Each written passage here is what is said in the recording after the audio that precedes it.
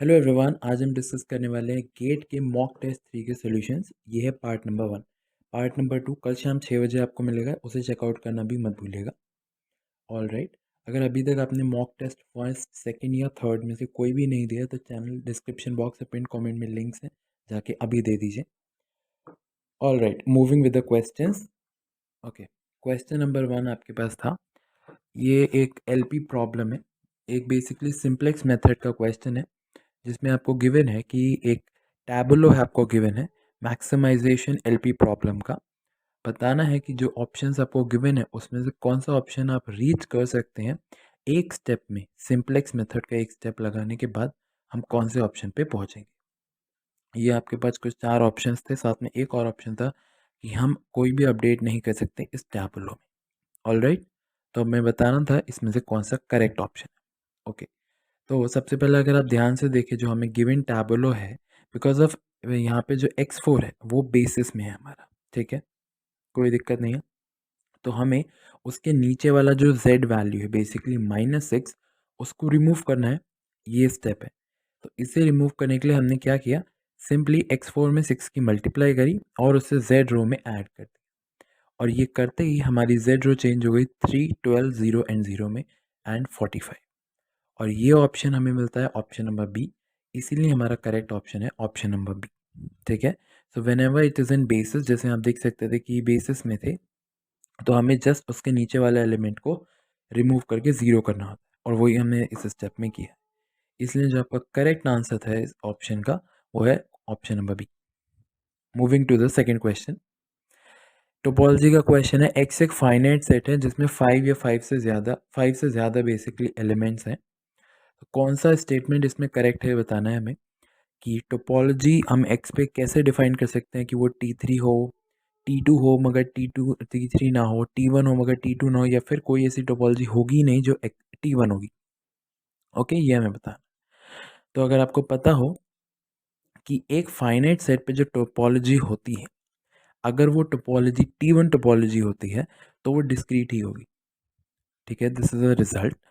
तो अगर वो T1 टोपोलॉजी T1 है फाइनाइट सेट पे, तो वो डिस्क्रीट ही होगी।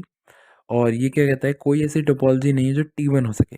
एक्स एक फाइनाइट सेट है, फाइनाइट सेट पे T1 होगी तो यानी डिस्क्रीट पॉसिबल है, तो कोई भी टोपोलॉजी नहीं होगी, ये ऑप्शन तो गलत होगा।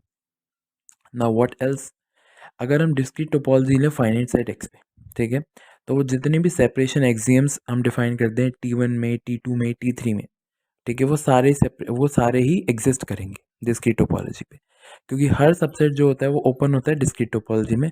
तो जितने भी हमारे सेपरेटिंग एग्जियम्स है कि ओपन सेट एग्जिस्ट करेगा, कि पॉइंट्स को हम सेपरेट कर सकते हैं, वो सब होल्ड कर जाएंगे। तो बेसिकली हमारा T3 हो जाएगी वो टोपोलॉजी। बेसिकली वो topology T1, T2 and T3 सारी टोपोलॉजीज हो जाएंगी। तो ऑप्शन ए जो कहता है कि एक टोपोलॉजी होगी जो T3 होगी, वो ट्रू हो गया, कोई दिक्कत नहीं है, डिस्क्रीट टोपोलॉजी एग्जाम्पल है। अच्छा, व्हाट नेक्स्ट। अब सपोज करते हैं कि टोपोलॉजी T1 है या फिर T2 है, ठीक है, तो इसका मतलब है कि कम से कम T1 तो वो टोपोलॉजी है, ठीक है, यानी दो पॉइंट्स को सेपरेट कर सकते हैं हम, ओपन सेट्स हैं। और अगर हमने अभी बताया था कि अगर फाइनाइट सेट पे टोपोलॉजी T1 है तो डिस्क्रीट होगी, तो यानी कि वो डिस्क्रीट होगी। और अगर वो डिस्क्रीट है तो अभी जस्ट बताया वो सारे सेपरेशन एक्सियम सेटिस्फाई करेगी, वो होगी T3 भी, तो यानी वो T3, T2 और T1 सभी हो जाएगी। तो जो बी और सी ऑप्शन है वो फॉल्स है, कि ऐसी टोपोलॉजी जो T2 तो हो जाए मगर T3 ना हो, या T1 हो जाए मगर T2 ना हो, वो पॉसिबल ही नहीं है। अगर वो T1 है तो T2 भी होगा, T2 है तो T3 भी होगा। तो इसीलिए जो इसका ओनली करेक्ट ऑप्शन है वो है ऑप्शन नंबर ए, कि वो T3 होगा। ऑलराइट, तो बेसिकली डिस्क्रीट टोपोलॉजी के ही कुछ रिजल्ट्स पे क्वेश्चन था। Moving to question number 3। यहाँ पे पूछा था कि हॉर्सडॉर्फ टोपोलॉजीज एक सेट जिसके 100 एलिमेंट्स हैं जिसके पास, उस पर अगर हम हॉर्सडॉर्फ टोपोलॉजी देखें तो कितनी हॉर्सडॉर्फ टोपोलॉजीज बन सकती हैं, हमें ये बताना है। अब यहाँ एक सिंपल सा रिजल्ट आपको बताना चाहिए। हमने पहले मान लेते हैं कि एक्स एक सेट है जिसमें 100 एलिमेंट्स हैं, इस पर हमें हॉर्सडॉर्फ टोपोलॉजी लगानी। हर हॉर्सडॉर्फ टोपोलॉजी T1 होती है, बेसिकली एक तरह से T3 ही हो गई, और T3 इंप्लाइज T1 होता है। तो हर हॉर्सडॉर्फ टोपोलॉजी हो गई T1। और अगर हॉर्सडॉर्फ टोपोलॉजी, क्योंकि एक्स फाइनाइट सेट है और हर फाइनाइट सेट क्लोज होता है हॉर्सडॉर्फ में, तो क्योंकि सेट भी फाइनाइट है, तो यानी कि हर सेट क्लोज हो गया, और हर सेट क्लोज मतलब हर set open, because it's a finite set. तो ओनली टोपोलॉजी जो बनी वो इस पे बनेगी डिस्क्रीट। अगर हर सेट ओपन है और हर सेट क्लोज है तो जो ओनली टोपोलॉजी होती है वो डिस्क्रीट टोपोलॉजी ही होती है। तो यानी हॉल्सडॉर्फ टोपोलॉजी जो बनेंगी वो सिर्फ एक ही हॉल्सडॉर्फ टोपोलॉजी बनेगी, दैट इज डिस्क्रीट, और कोई टोपोलॉजी नहीं बनेगी on a set with 100 elements. Alright, तो इसलिए जो नंबर ऑफ टोपोलॉजीज थी वो होगी 1, सिर्फ एक ही टोपोलॉजी बनी। मूविंग विद क्वेश्चन नंबर 4, कुछ स्टेटमेंट्स गिवन है आपको, करेक्ट स्टेटमेंट हमें चुनना है कि हर सबसेट एक टोपोलॉजी का स्पेस का है तो क्लोज होगा या ओपन होगा, ओपन सेट क्लोज नहीं हो सकता, कॉम्पैक्ट सबसेट हॉल्सडॉर्फ स्पेस के क्लोज होंगे, या अगर एक सबसेट टोपोलॉजी का स्पेस का उसके पास कवर है ओपन सेट्स का तो वो कॉम्पैक्ट होगा। तो अभी कुछ अच्छे से रिजल्ट लग रहे हैं, कुछ काउंटर एग्जाम्पल्स उन्हें देखते हैं। तो कुछ एग्जाम्पल्स तो इजी टू डिस्कार्ड हैं, जैसे फर्स्ट हम सेमी क्लोज इंटरवल ले सकते हैं, ठीक है, आर का सबसेट है, ना ये ओपन है ना क्लोज, ऑप्शन है गलत। फिर हम एम्प्टी सेट ले सकते हैं, ओके ये 5 नहीं है, this is an empty set. तो एम्प्टी सेट ओपन और क्लोज दोनों होता है, second option again raw.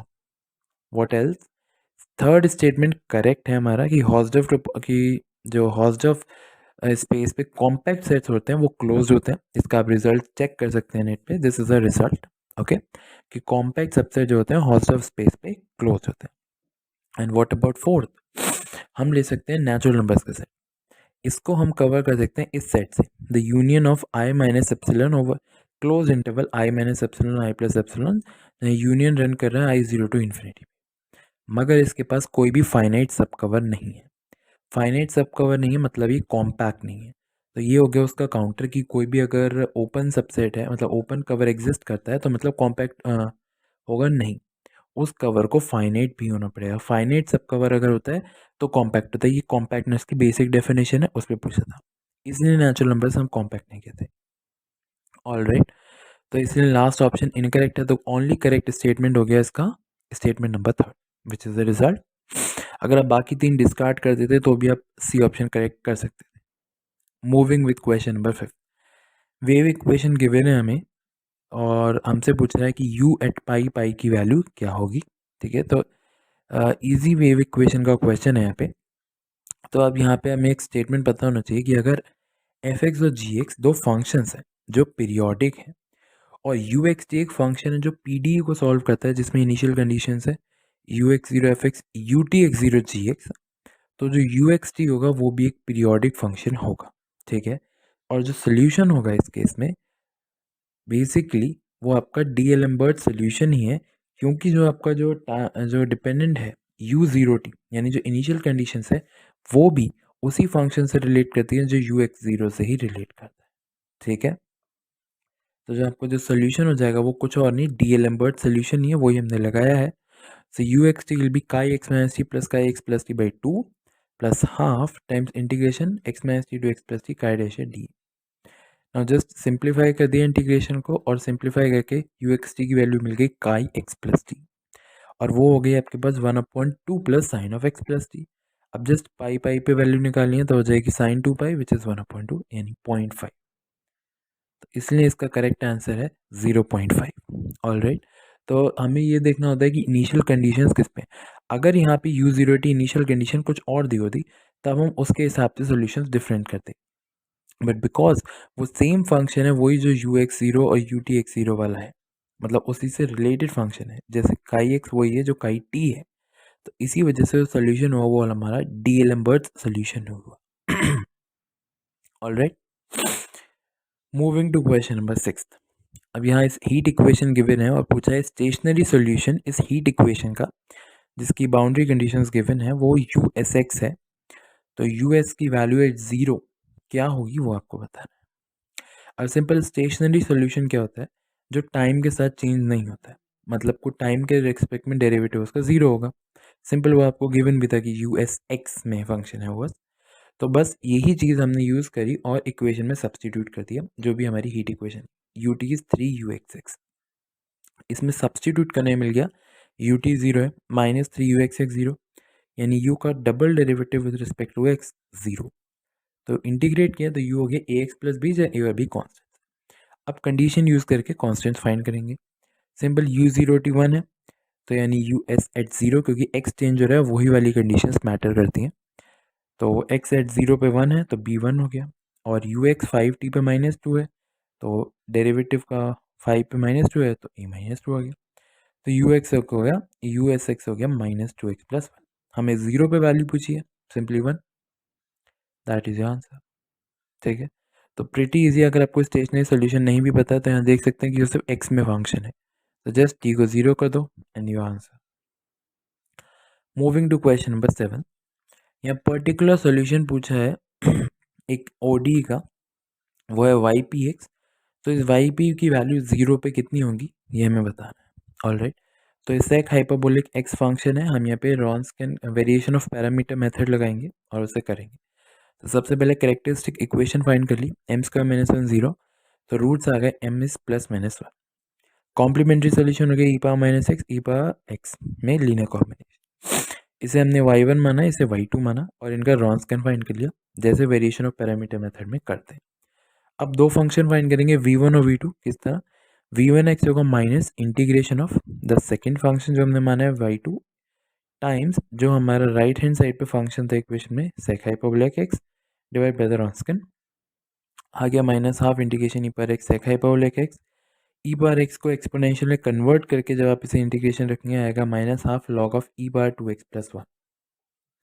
Similarly v2 होता है integration y1x times right hand side sec hyperbolic x by Wronskian half e⁻x sec hyperbolic x। Again sec hyperbolic x को e⁻x में लिखने के जो टर्म है वो लिखेंगे, सिंप्लीफाई करेंगे आ जाएगा -12 log ऑफ e⁻2x + 1। तो पर्टिकुलर सोल्यूशन हो जाएगा हमारा v1 y1 plus v2 y2, यानी कि ये। अब बस हमें 0 पे वैल्यू फाइंड करनी है, 0 प्लग इन किया -log2 आ गई, इसलिए इसका करेक्ट आंसर हो गया -log2।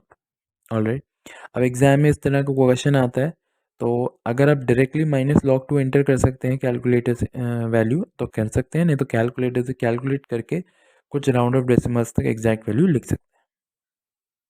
Moving to question number 8। एक फंक्शन आपको गिवन है e⁻x - 5x + 10 और दो वैल्यूज गिवन है x0 2.0 एंड x1 2.1। x2 की वैल्यू फाइंड करनी है with its absolute error secant method के द्वारा, और आपको चार ऑप्शंस गिवन है, इनमें से कौन सा करेक्ट ऑप्शन है वो बताना है। तो सिंपल सीकेंट मेथड हमें यूज़ करना है।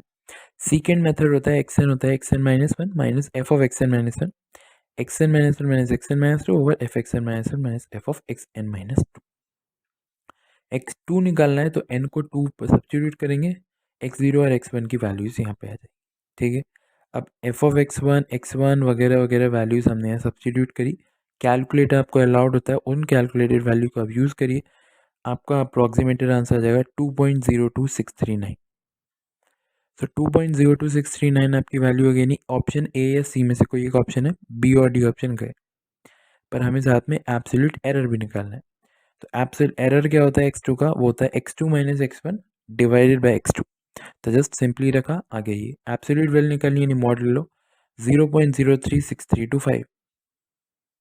Option B is the correct option, वही ऑप्शन है हमें, अरे sorry, option A is the correct option, या तो option A is the correct option जो आपका आंसर उसने दे दिया। ऑलराइट, तो सिंपल सीकेंड मेथड का क्वेश्चन था, सीकेंड मेथड अप्लाई करिए और एब्सोल्यूट एरर चेक करिए, दैट्स इट।